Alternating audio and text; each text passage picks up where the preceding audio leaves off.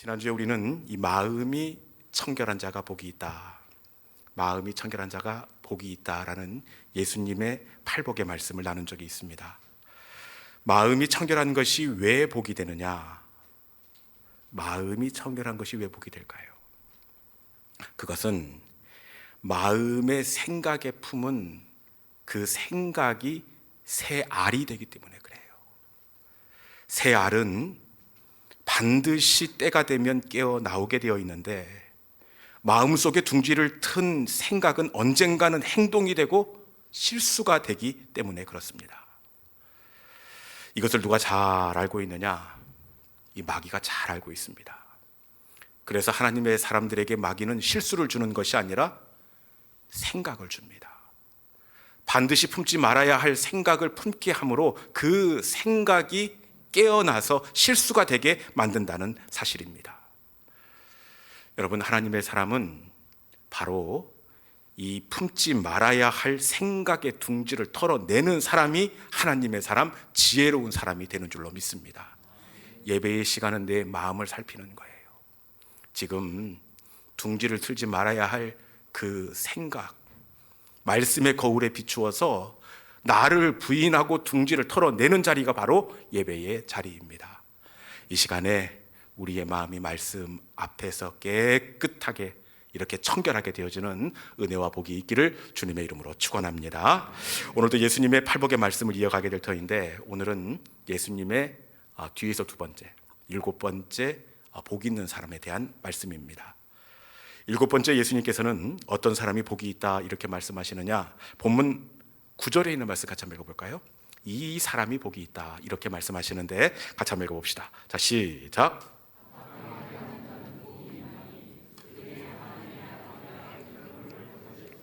아멘. 예수님께서 어떤 사람이 복이 있다 이렇게 말씀하시느냐? 화평하게 하는 자는 복이 있다. 화평하게 하는 자. 헬라어 단어는 에이레네를 쓰고 있는데 역시 마찬가지 비슷합니다. 평화, 평강, 화목한 상태. 예수님은 화평한 자가 복이 있다 이렇게 말씀합니다. 여러분들도 화평한 자가 복이 있다 이렇게 생각하십니까? 네, 아멘입니다. 지혜의 왕 솔로몬도 화평한 것이 복이다, 가장 지혜롭고 슬기로운 그 솔로몬이 역시 화평이 가장 큰 복 중의 복이다 이렇게 말씀하는데, 잠언 17장 1절에 있는 말씀 읽어봅시다. 지혜의 왕 솔로몬이 복 중의 복이 뭐라고 얘기하는지 잠언 17장 1절에 있는 말씀 같이 읽어봅시다. 자, 시작. 마른 떡 한 조각만 있고도 화목하는 것이 제육이 집에 가득하고 다투는 것보다 나으니라. 아멘. 솔로몬이 역시 뭐라고 얘기합니까? 마른 떡 한 조각만 있고도 화목한 것이 제육이 가득하고 다투는 것보다 낫다. 날마다 살진소 잡아 먹으면서 기름진 것 먹는 것보다는 이 마른 떡 한 조각을 떼어 나누어 먹더라도 화목한 가정이 복이 있다. 그리고 잠언 25장에서 역시 솔로몬이 뭐라고 얘기하느냐, 이렇게까지 얘기할 줄 몰랐어요. 잠언 25장에서는 다투는 여인과 함께 큰 집에 사는 것보다 움막에 혼자 사는 것이 나으니라. 남편들은 아멘 하면 안 됩니다. 이럴 때는 곤란할 수가 있어요. 다투는 여인과 함께 큰 집에 사는 것보다 혼자 움막에 나는 자연인이다. 다투는 여인과 함께 사는 것보다는 혼자 움막에 사는 것이 낫다. 다른 잠언에서는 광야에 혼자 독자하는 것이 낫다. 다투는 여인과 함께 사는 것보다는. 이렇게 솔로몬도 화목이 복이다 이렇게 이야기하고 있습니다. 여러분, 가정도 화목한 것이 복이고 교회도 화목한 것이 복입니다. 어떤 교회가 좋은 교회냐? 우리는 큰 교회. 여러분, 큰 교회 소용없습니다. 가장 좋은 교회는 서로 사랑하고 아껴주고, 그 사람의 아픔이 꼭 내 아픔인 것 같아서 하나님 앞에 눈물로 중보할 수 있는 그 교회가 좋은 교회가 되는 줄로 믿습니다. 예수님도 이 화평이 복이다, 산상수훈에서뿐만 아니라 다른 본문에서도 화평이 복이다 이렇게 말씀하시는데, 마태복음 5장 24절에 있는 말씀 읽어봅시다. 같이 한번 읽어볼까요? 자, 시작. 예물을 제단 앞에 두고 먼저 가서 형제와 화목하고 그 후에 와서 예물을 드리라. 아멘. 예수님이 뭐라고 말씀하십니까? 제물을 드리다가 형제와 다툰 것이 있거든 제물을 놓고 다시 돌아가서 그 형제와 화해한 다음에 예물을 드리라. 이상하지 않습니까? 우리가 배우기로는 제사를 먼저 드리고 나서 화해를 해야 될 것 같아요. 왜냐? 예배를 드려야 화해할 수 있는 힘과 은혜를 하나님께서 주신다고 생각을 해요. 그런데 그렇지 않아요. 예수님께서는 뭐라고 말씀하시느냐? 형제와 얽힌 것을 푼 다음에 그 다음이 예배다, 이렇게 말씀하고 있습니다. 왜 그러느냐? 여러분, 사람과의 화목이 풀어지지 않으면 하나님과의 화목도 열려지지 않기 때문에 그래요. 사람과의 화목이 풀어져야 예배의 문도 열리고 은혜의 문도 열리게 되기 때문에 그렇습니다. 예수님도 예배가 아니라 화목이다, 이렇게 말씀하시는데 우리 하나님도 내가 원하는 것은 재물이 아니라 화목이다, 이렇게 말씀하십니다. 얼마나 하나님은 우리에게 화목을 원하시는지 이 화목으로 드리는 제사가 있습니다. 찬송으로 드리는 제사가 있고 제물로 드리는 제사가 있는데 구약에 보면 화목으로 드리는 제사, 혹시 화목제 들어보셨습니까? 네, 이 화목제가 바로 화목으로 드리는 제사입니다. 사실 표면적인 외형만 놓고 보면 다른 제사와 비슷합니다. 드리는 제물도 똑같이 소를 잡아서 드립니다. 그런데 다른 제사와 차이가 있다면 이 제물을 번제나 속죄제는 완전히 그 제물을 하나님 앞에 다 태워서 하나님께 드립니다. 그런데 화목제는 어떻게 드리느냐? 우리 레위기 3장 3절 4절 읽어봅시다. 화목제사는, 다른 제사는 다 태워드리는데 화목제사는 다 필요 없다, 이것만 달라, 이렇게 말씀하시는데 화목제사 무엇을 태워드리는지 같이 본문 읽어봅시다. 시작. 그는 또 그 화목제의 제물 중에서 여호와께서 화목제를 드릴지니 곧 내장에 덮인 기름과 내장에 붙은 모든 기름과 두 콩팥과 그 위에 기름 곧 허리 쪽에 있는 것과 간에 덮인 꺼풀을 콩팥과 함께 떼어낼 것이요. 아멘. 이 복잡하게 이렇게 나열해 놓아서 조금 헷갈릴 수 있는데 이 말씀을 보면 내장에 덮인 기름과 콩팥에 덮인 기름과 간에 덮인 얇은 기름만 달라. 이 내장을 드리는 것이 아니라 기름만 달라. 이 간을 통째로 드리는 것이 아니라 기름만 달라, 이렇게 말씀하십니다. 기름만 태워서 드리는 것은, 이것은 그냥 냄새만 하나님께 올려드리는 것입니다. 그리고 나머지 고기는 전부 다 집으로 가지고 가서 동네 사람들과 함께 나누어 먹으라. 이 화목 제사의 그 상달은 기름을 올려드리는 것이 그 제사의 끝이 아니라 고기를 집으로 가지고 가서 사람들을 초청하여 그 고기를 남김없이 다 먹는 것이 화목제의 끝입니다. 이 고기를 내일도 먹고 모레도 먹고 한 달 뒤에도 먹고 그러는 것 아닙니다. 아낌없이 당일에 먹어야 합니다. 혹시 남길 것 같으면 감사함으로 드리는 화목제물은 그 다음 날까지는 먹을 수 있는데 아끼지 말고 그 고기를 내일까지는 다 먹어야 화목제사가 연락되게 되어 있습니다. 여러분, 왜 하나님은 나는 냄새만 맡고 가지고 와서 나눠 먹어라, 왜 화목제물의 그 기름만 하나님께서 받으시는 걸까요? 그것은 하나님은 제물이 아니라 화목을 더 원하시기 때문에 그래요. 이날 고기를 나눠 먹으면서 동네에서 어떤 일이 있겠습니까? 고기를 낸 사람은 낸 사람대로 즐겁고, 그리고 초청받아 고기를 대접받는 사람들은 그 소고기를 구워 먹으면서 얼마나 즐겁고 행복하겠습니까? 그리고 혹시 서먹한 분위기가 있다고 하더라도 그 고기를 나눠 먹으면서 지난날에 좀 불편했던 것들 서로 마음을 터놓고 화해하지 않겠습니까? 고기를 나눠 먹으면서 아이고 내가 그때 참 마음을 좁게 써서 불편하게 되었는데, 그 고기 먹으면서 용서가 있고 화해가 있는 것이 바로 이 화목 제사입니다. 하나님이 원하시는 것은 제사가 아니라 화목이었습니다. 제가 이렇게 말씀드리면, 아니 하나님 마음도 마음을 들여다본 것도 아닌데 어떻게 하나님은 화목을 원하시냐, 이렇게 말씀하실 수 있는데, 여러분, 하나님이 누구십니까? 우리의 아버지 하나님입니다.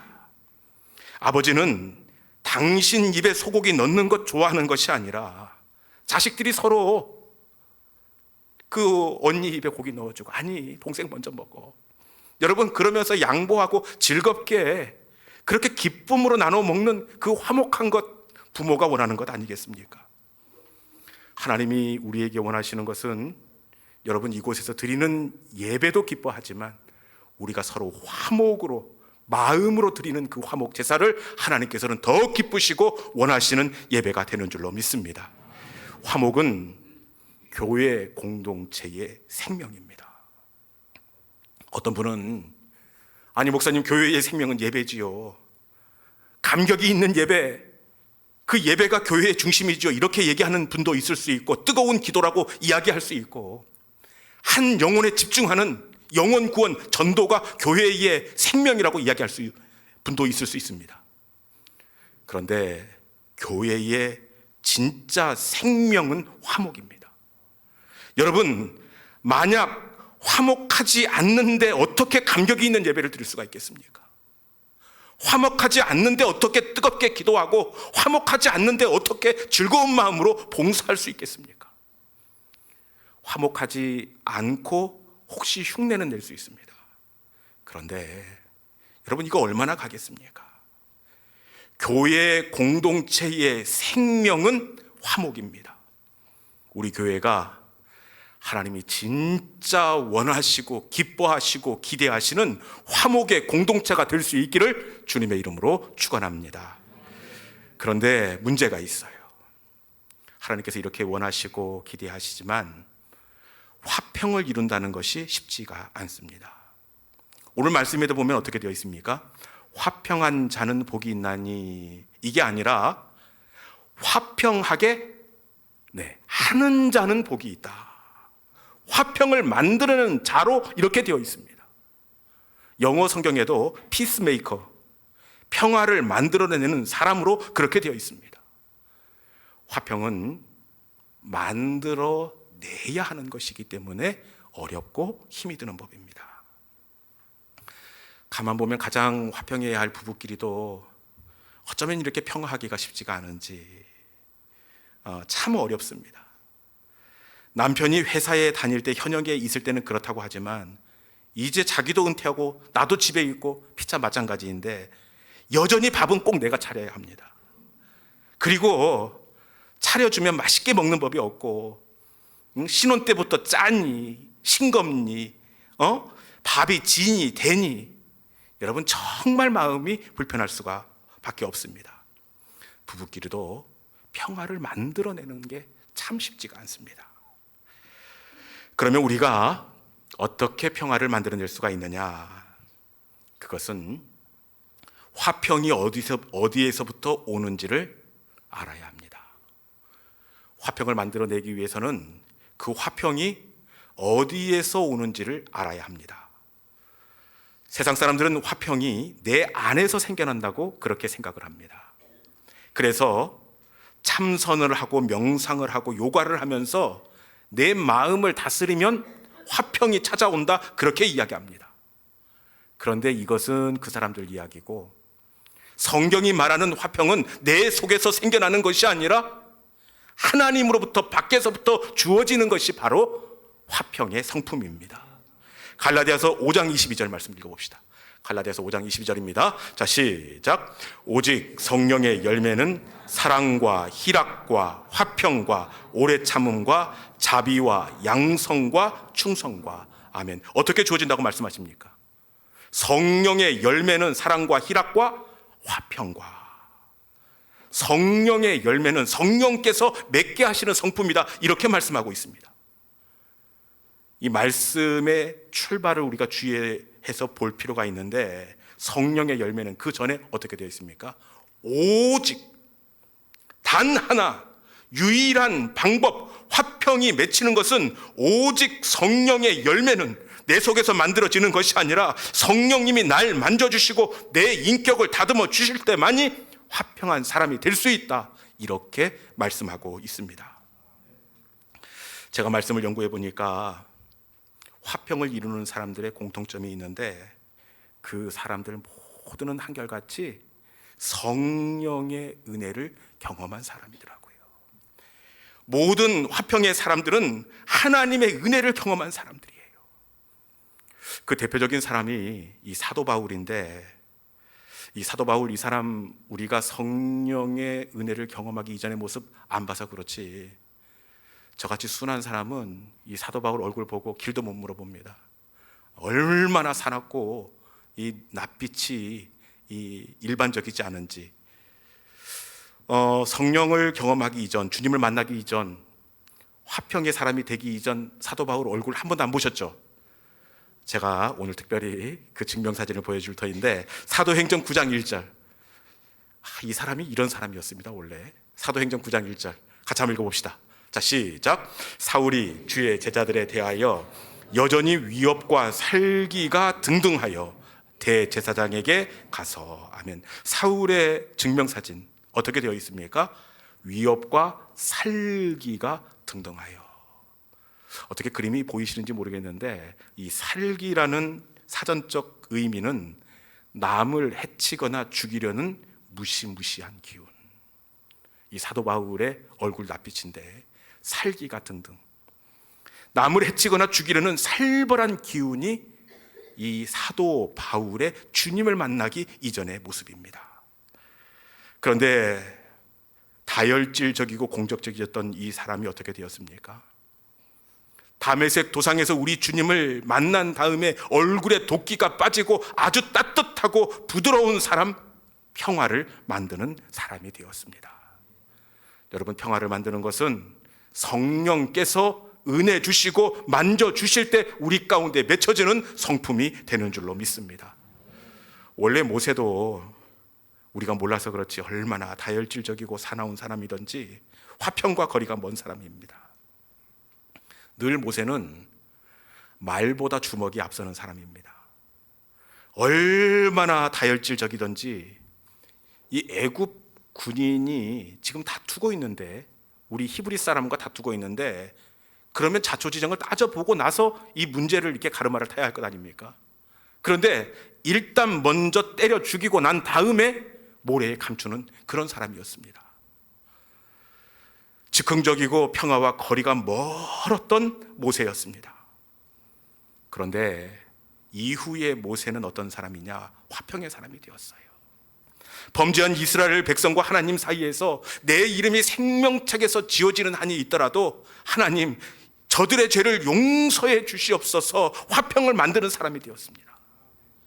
그리고 자신의 조그만 실수를 많은 사람 앞에서 공개적으로 비방을 하면서 망신을 주었던 이 미리암 누나가 있는데, 이 미리암 누나를 용서하고 평화를 만들었던 사람이 모세입니다.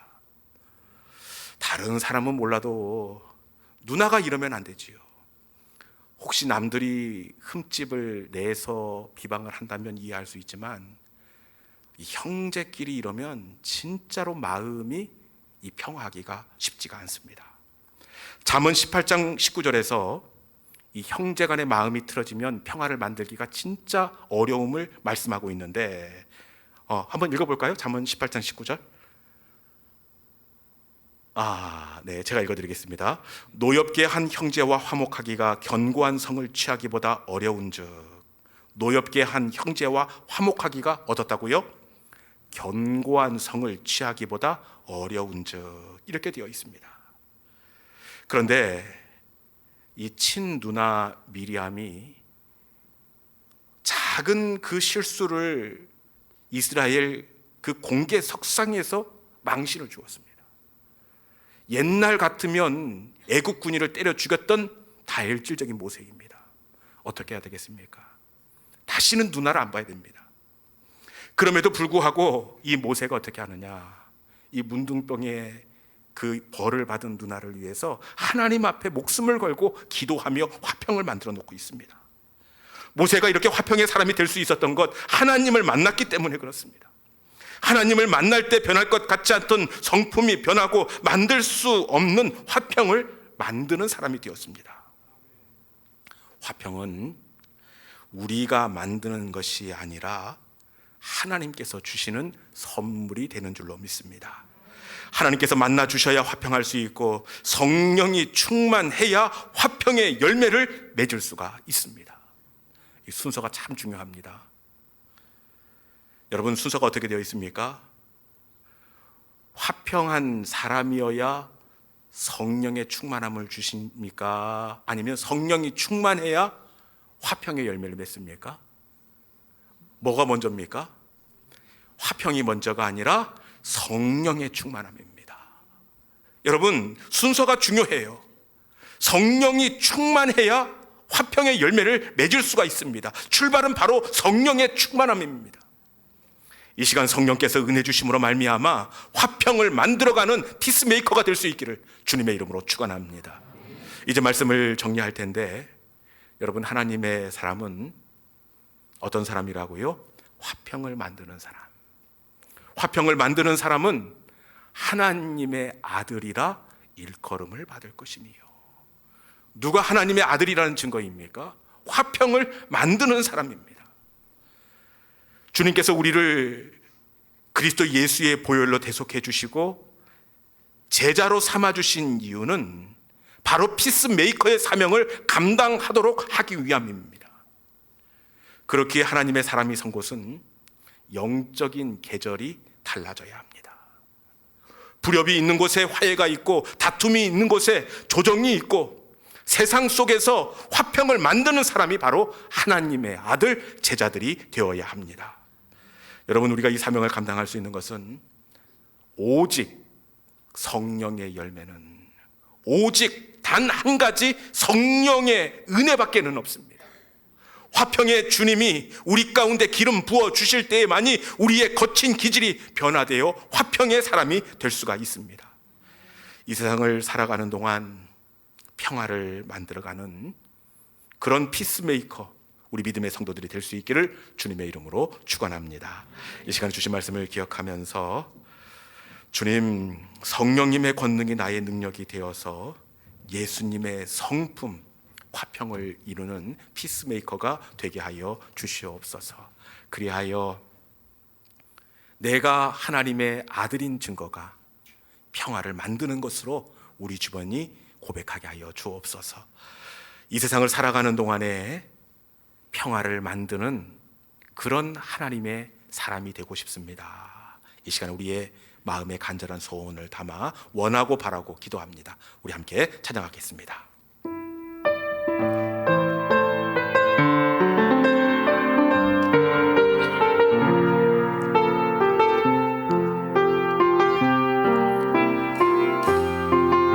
이 세상을 살아가는 동안에, 이 세상을 살아가는 동안에 나의 힘을 의지할 수 없으니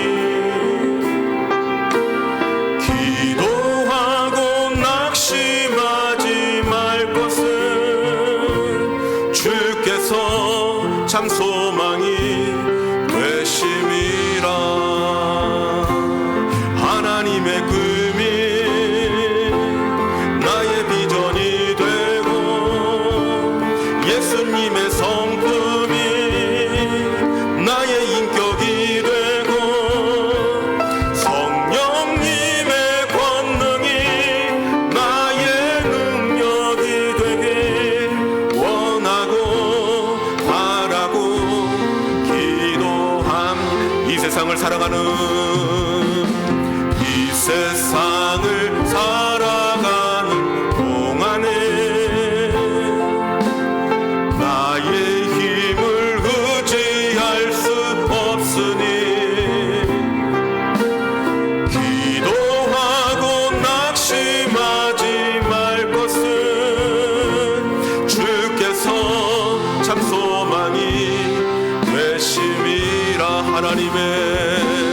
하나님의 꿈이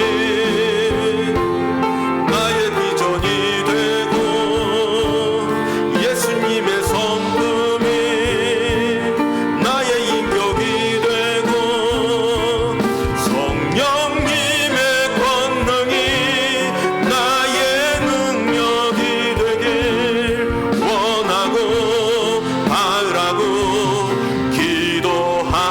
하나님의